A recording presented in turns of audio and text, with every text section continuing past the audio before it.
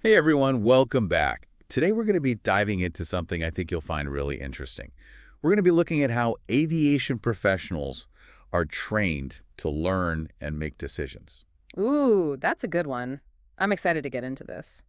We always say that we want to uncover surprising insights from unexpected places, and I think this one really fits the bill. Absolutely. I mean, who would think there's so much we can learn from how pilots are trained? Exactly. I mean, we're not all trying to become pilots or anything, but you know what? The source material for this deep dive is actually really interesting. Yeah, what are we looking at today? Well, it's the FAA's Aviation Instructor's Handbook, Yeah. specifically Chapter 7, which is all about planning instructional activity. So, like, how to teach people to fly? Kind of, yeah. Hmm. But actually, it's a lot more than that. This handbook, it's not just a dry manual. It's actually packed with valuable lessons that apply to, well, anyone. Right. Anyone who's looking to learn any kind of complex skill, really. Hmm. Okay, so we're talking about things like effective learning, decision making, all that good stuff. Precisely. Yeah. And, it's specifically relevant to all of us who are, well, let's be honest, trying to figure out how to gain knowledge quickly, but also thoroughly. We don't want to just scratch the surface. Nope, we want the real deal. So our mission today, if you will, is to unpack how aviation instructors are trained to, well, teach. And then we're going to see how those methods, how those techniques can give us, well, surprising insights into how all of us can learn, how we can improve our own decision-making processes. I like it. Sounds like a plan. Let's take off. Let's do it. So first things first, this handbook emphasizes something that seems pretty basic, but it's the foundation of effective learning, no matter what you're trying to learn. Go on, I'm intrigued. It's the importance of planning and structure. Even learning to fly, which is all about split-second decisions, high-pressure situations, it all starts with a carefully crafted plan. Hmm. So even in a field that seems so, I don't know, off the cuff, they still emphasize planning. Big time. They have a whole hierarchy. You start with a comprehensive course of training, right? That's the big picture. Okay, makes sense. Then they break it down into what they call, and this is interesting, blocks of learning. And all of these blocks are meticulously laid out in a syllabus. So it's not just about flying, it's about organizing the knowledge about flying, too. Exactly. And then to make it even more granular, they have individual lesson plans for each step of the way. Wow, they really break it down. They do. They even use this analogy of a pyramid. Think about it. A pyramid has a wide base. So some blocks, like at the base of the pyramid, they may not be the most exciting or glamorous. The foundational stuff? You got it. Mm-hmm. But they're absolutely essential because everything else is built on top of them. That makes a lot of sense. I can see how that applies to just about anything you're trying to learn. Right. And here's why this is so important for you, the learner. This structure, this organization, it gives you a roadmap. You can clearly see where you are, where you're going, and all the steps in between. It's like having a GPS for your learning journey. Perfect analogy. And you know what? That's a huge part of why this approach works so well. It prevents you from feeling overwhelmed. Oh, I can definitely see that. When you break things down into smaller chunks, it feels so much more manageable. Right. And the handbook actually talks about this, about how it's important to avoid overwhelming the learner. It even talks about this boost in self-confidence that you get with each block you complete. I like that. It's like those little victories along the way keep you motivated. Exactly. And you know what's really interesting? There's some cool cognitive science behind this too.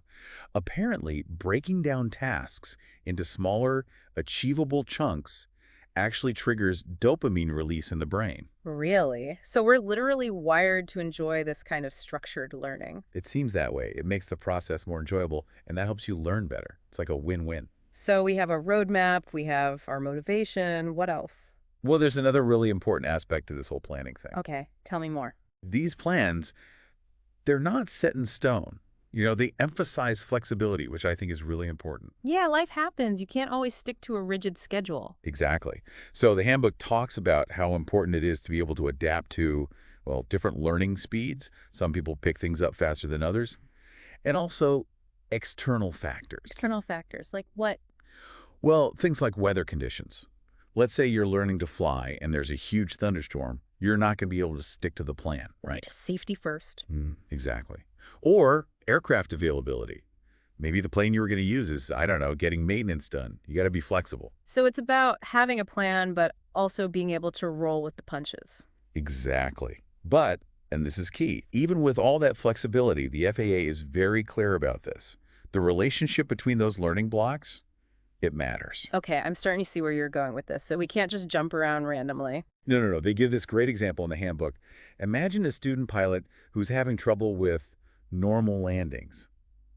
It wouldn't make sense to immediately move on to short field landings, right? No, that seems like a recipe for disaster. Totally. So instead, the instructor would probably go back and revisit some more fundamental skills like slow flight, for example. Just solidify those basic abilities before moving on. So it's like you can't build a house on a shaky foundation. You got to make sure those early blocks are solid. 100%. And that brings us to our next big takeaway from the handbook, this idea of building blocks of knowledge. Okay, this is where things get really interesting for me. I'm a big believer in breaking down complex skills. Me too. Yeah? And the FAA, they're all about it. They deliberately break down complex skills into smaller, more manageable units. Makes sense. It's less intimidating that way. Totally. And, they use the milestones in private pilot training as an example. You have the first solo flight, then the first solo cross-country flight, and then finally the big one, the private pilot certificate. So each step builds on the one before it. It's a gradual progression. Exactly. You're not trying to do everything at once. And this goes back to what we were saying earlier about learning efficiently and comprehensively.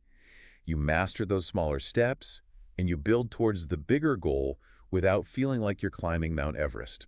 I like that. It's all about making the process less overwhelming and more enjoyable. Right. But it's not always about starting from scratch with each new skill.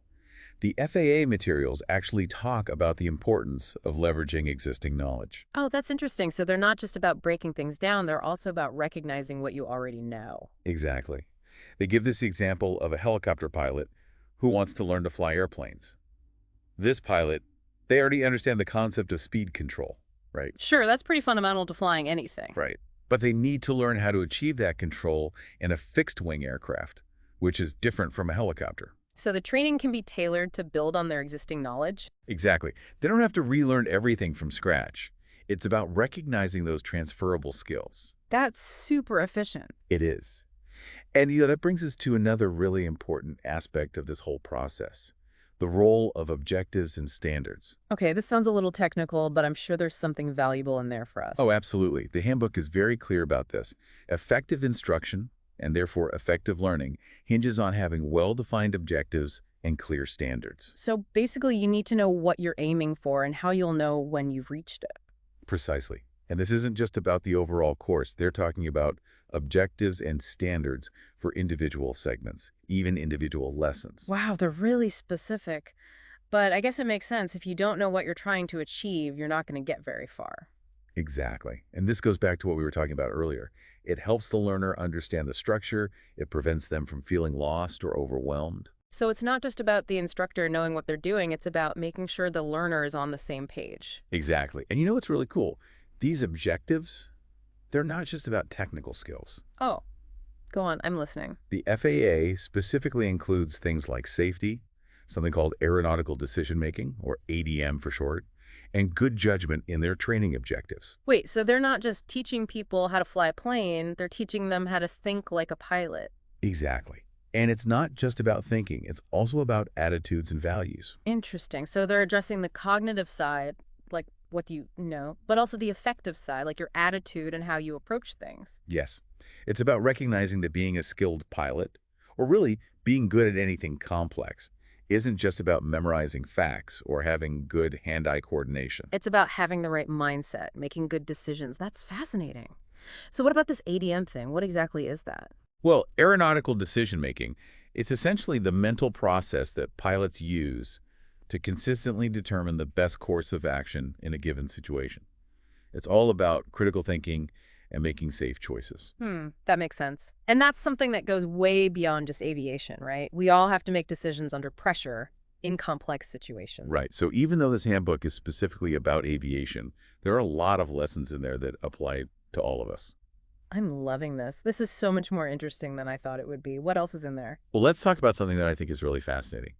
The handbook talks about this shift in aviation training, a move towards something called scenario-based training, or SBT. SBT. Okay, what is that? It's basically a move away from traditional training methods that were more, rote and procedural. SBT is all about putting the learner in real-world situations, giving them a taste of what it's actually like to be out there in the field. Oh, I like that. So it's not just about learning the mechanics of flying, it's about learning how to make decisions in a realistic setting. Exactly. Yeah. The handbook gives this great example. There are these two pilots, Susan and Bill, and they're at a non-towered airport, which basically means there's no air traffic control. Okay, so they're on their own. What happens? Well, the weather starts to change, and Susan, she's the one flying the plane, she notices it. Hmm. But instead of Bill just telling her what to do, he starts asking her questions. Questions like what? Things like, has the situation changed? What's your assessment of the weather? How can we get more information? So he's guiding her thinking process, helping her make her own decision. Exactly. It's all about active participation. Susan, she has to think critically. She can't just passively follow instructions. And what does she decide to do? Well, she ultimately decides to return to their originating airport, even though that wasn't Bill's original plan. And he's okay with that. He is. He actually agrees with her because it's a sound decision based on her evaluation of the situation. That's a great example of SBT in action. She's not just learning how to fly, she's learning how to make good judgments. And that's the whole point.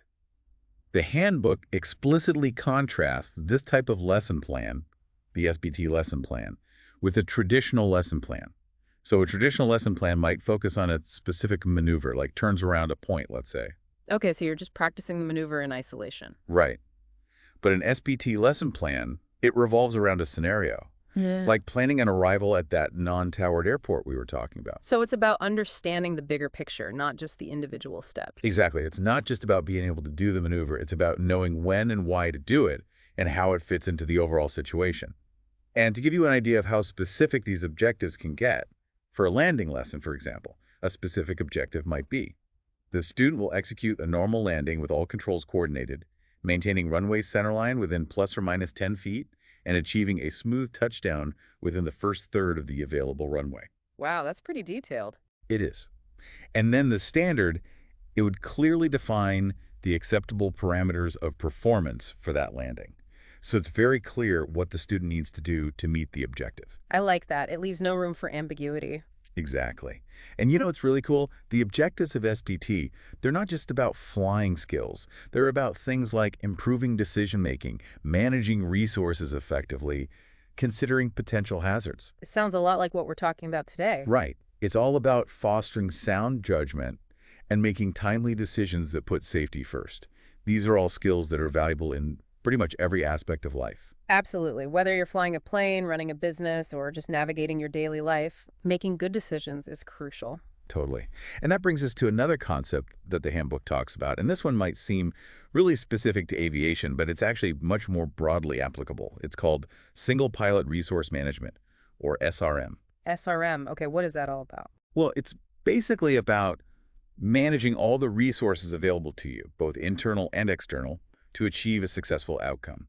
And it's especially important when you're operating independently, like a single pilot would be. So in the context of flying, what kind of resources are we talking about? Well, everything.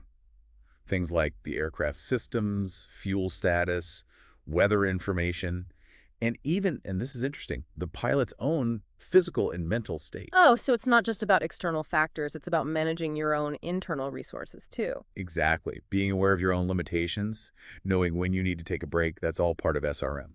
That's really insightful. I never thought about it that way before.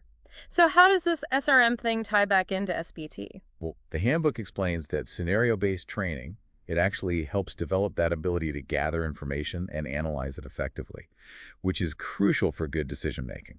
Makes sense. It's one thing to know what resources are available, but it's another thing entirely to know how to use them effectively in a real-world situation. Right. And, the handbook even talks about how SRM is becoming even more important with the increasing automation in modern aviation. Oh, that's interesting. So as technology advances, it's not making pilots obsolete. It's actually making these decision-making skills even more crucial. Precisely. They talk about how pilots need to maintain a deep understanding of how to manage that automation, how to stay aware of what's going on, and how to be ready to make good decisions even when the plane is doing a lot of the work. So it's not about replacing human judgment, it's about enhancing it. Exactly. And you know what? That's a really powerful idea that goes way beyond just aviation. It's about staying engaged, staying in control, even when you have powerful tools at your disposal. Okay, so we've covered a lot of ground here. Let's bring it all back to you, our listener. What are some of the key insights from these aviation training principles that you can actually apply to your own life. Well, I think there are several really important takeaways. First, this idea of breaking down complex goals into smaller, more manageable steps. We were talking about the blocks of learning, remember? That's a huge one. It makes any big goal seem less daunting. Absolutely. And it gives you a sense of progress, of accomplishment as you complete each step. Right. And then there's the importance of defining clear objectives and understanding how your progress will be measured. Knowing what you're aiming for and how you'll know when you've reached it, that's essential for effective learning. It gives you direction, focus. Exactly. And another thing, this idea of scenario-based training, I think that's something we can all benefit from. Instead of just passively learning information, try to actively apply it in realistic situations. Yeah, put yourself in those situations mentally if you have to. It's amazing how much more you learn when you're actively engaged. Right.